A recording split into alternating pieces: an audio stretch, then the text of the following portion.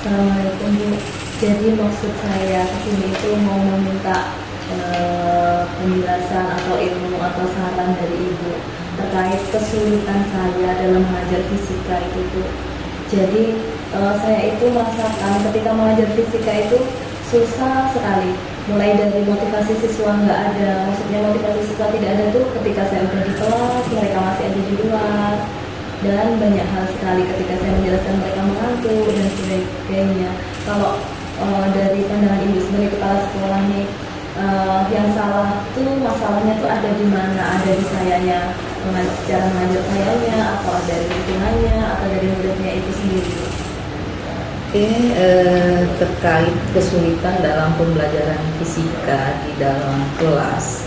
Nah, ini sebenarnya banyak faktor ya. Faktor yang mempengaruhi itu kan pertama tadi udah Ibu sampaikan juga, pertama motivasi siswa. Nah, jadi memang kita harus bekerja keras ya untuk memotivasi siswa, membuat siswa itu senang dengan mata pelajaran yang kita ajarkan. Nah, carilah metode-metode pembelajaran yang membuat mereka itu senang, menarik dan terkesan. Nah, apabila siswa udah merasa senang, tertarik, ya, mereka akan suka belajar materi yang kita ajarkan. Nah, ini tergantung kepiawaian kita juga dalam menyampaikan materi. Ini kan metode pembelajaran yang kita gunakan. Nah, untuk siswa itu pelan-pelan kita arahkan supaya mereka itu senang dalam pelajaran kita. Kemudian untuk faktor lainnya, kalau mengantuk mungkin kita lihat dulu jam-jam pelajaran fisika ini, karena pelajarannya hitung-hitungan ya. Jadi tidak juga bisa kita mengatur jadwal itu pagi terus gitu kan ya. Nah, biasanya jadwal siang itu yang bikin mengantuk. Kadang pagi juga kalau tidak menarik mengantuk kan gitu. Jadi jam pelajaran, peletakan jam pelajaran ini tidak menjadi sebab lah ya, tidak menjadikan sebab kalau siswa itu jadi mengantuk. Nah, kalau siswa mengantuk mungkin guru itu bisa mengingatkan, menegur, mereka cuci muka atau apa. Nah, dicari metode lain yang mereka itu menarik, suka, senang gitu, sehingga tidak ada rasa kantuk itu hilang. Ya kan? Faktor yang lainnya bisa jadi dari sekolah asal dan jenjang pendidikan menengah pertama mereka. Pelajaran fisika ini kan berawal dari sekolah menengah pertama ya. Kalau mereka biasanya udah tidak suka dengan pelajaran itu di jenjang SMP, biasanya di jenjang SMA itu ikut-ikutan.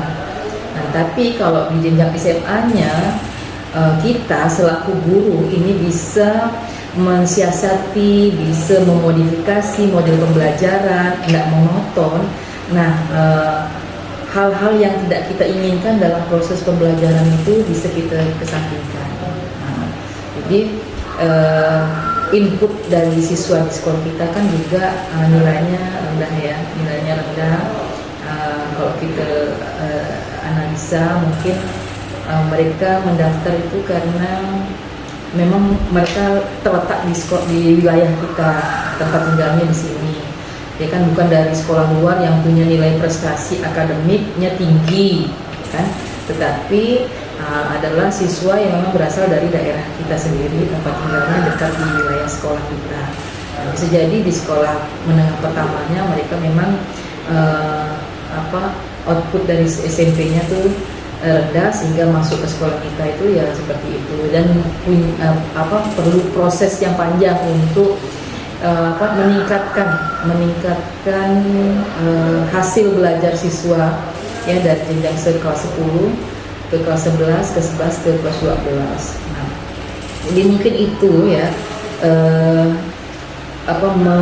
untuk meningkatkan, mengurangi kesulitan ya pembelajaran fisika yang Ibu alami ini. Nah, coba Ibu gali lagi Ibu sudah udah mengamati bahwa siswa itu kurang motivasi, mengantuk, tidak semangat. Jadi hal-hal ini bisa diatasi dengan cara cari metode pembelajaran yang membuat siswa itu menarik. Nah, itu yang pertama. Yang kedua, tanamkan semangat, motivasi yang tinggi kepada mereka bahwa manfaat kita belajar fisika itu apa, keuntungannya apa, nanti di kehidupan kita di luar sana itu apa. Nah, jadi mereka tuh terbuka pikirannya, oh saya belajar fisika ini manfaatnya untuk apa nantinya, seperti itu. Nah, jadi mungkin ini yang dapat saya berikan solusi masukan. Jadi kita selaku pendidik ya, selaku guru itu coba setelah mengamati siswa dalam proses belajar mengajar, kita bisa membuat suatu tindakan kelas yang membuat siswa atau peserta didik itu menyenangi pelajaran kita.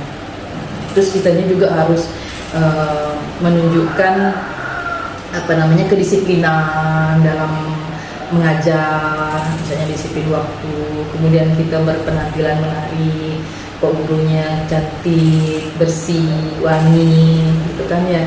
Nah, siswa juga senang kan, dia merasa rugi kalau tidak ketemu sama guru yang bersangkutan yang mengajar pada hari itu, ada kerinduan seperti itu. Dan banyak lagi lah faktor lain berjalan gitu ya, yang bisa meningkatkan motivasi semua. Intinya bagaimana kita membuat siswa itu suka dengan kita dan suka dengan pelajaran kita. Ini tuh.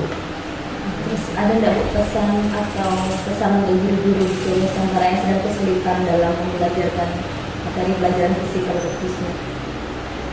Kalau untuk guru-guru fisika ya, guru-guru fisika ya saya pikir mungkin sama lah ya. Guru-guru fisika, mapel fisika. Jadi fisika itu sebenarnya pelajaran yang menarik ya.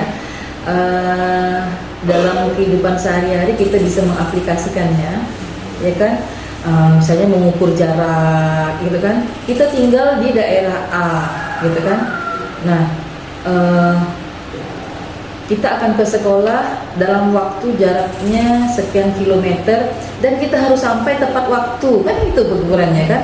Nah, kalau kita tidak bisa mengukur waktu dan jarak, maka waktu tempuh kita bisa lebih, nah gitu kan? Nah, itu salah satu bentuk. Kemudian yang lainnya kita bisa mengukur volume kan.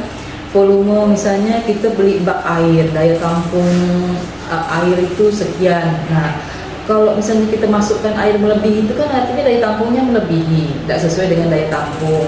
Nah, banyak lagi lah ya, misalnya tekanan gitu kan, kita misalnya mau mendorong mobil yang mogok gitu kan ya, kekuatan berat mobil itu sekian, kekuatan kita hanya satu orang, kan kira-kira jalan enggak mobil itu kan enggak. Nah, artinya pelajaran biologi ini, pelajaran fisika ini memang pelajaran yang artinya dalam kehidupan sehari-hari itu bisa kita temukan ya, dalam kehidupan kita sehari-hari. Dan makanya guru fisika itu harus jeli ya, jeli setiap penyampaian materi yang kepada siswa. Nah, itu harus bisa mengaitkannya dalam kehidupan sehari-hari dan memberi contoh nyata. Contoh nyata sehingga siswa itu terkesan dan kalau mengingat, oh ya ini pelajaran fisika, ini ada hubungannya dengan fisika gitu. Nah, itu tadi pada umumnya ya sama lah ya. Jadi semua guru fisika tuh harus bisa tampil menarik, enak dalam menyampaikan materi, semangat, selalu memotivasi siswanya, seperti itu. Kalau pemanfaatan iptek sendiri, kalau pemanfaatan iptek, informasi dan teknologi di pelajaran fisika, saya pikir sangat penting lah ya kalau kita nggak menguasai iptek ya, informasi dan teknologi, apalagi sekarang ini ya komputerisasi ya, zaman digital. Nah, rugi sekali. Nah, kalau misalnya bisa berkolaborasi ya, mapel fisika berkolaborasi dengan guru TIK dalam praktek misalnya, nah itu boleh-boleh saja. Nah, artinya apalagi di kurikulum mereka itu kan ada kolaborasi ya, kerjasama guru-guru apa untuk satu proyek. Nah, proyek siswa itu apa? Jadi bisa berkolaborasi dengan guru TIK, misalnya mau bikin apa misalnya gitu kan, yang sesuai dengan kurikulumnya. Nah, seperti itu. Berarti intinya pada guru itu sendiri ya Bu sebenarnya? Iya, kitanya gurunya. Jadi karena kita memang pendidik ya kan, jadi harus tahu celah-celahnya, kekuatan itu pada pendidik. Kekuatannya pendidik. Kalau sasarannya kan siswa. Nah, jadi kalau pendidiknya dulu oke, menguasai teknologi, menguasai materi, bisa memberi contoh dan menerapkannya dalam kehidupan sehari-hari, sasaran tuh akan suka, akan senang. Bagaimana kita mengawasi siswa? Iya, betul. Terima kasih banyak Bu atas masukannya untuk meningkatkan proses pembelajaran fisika terutama di SMA Negeri 39. Dan pastinya saya sangat perlu bimbingan Ibu untuk bisa menjadi guru yang profesional dalam mengajar fisika. Terima kasih. Sama-sama. Assalamualaikum. Assalamualaikum warahmatullahi wabarakatuh.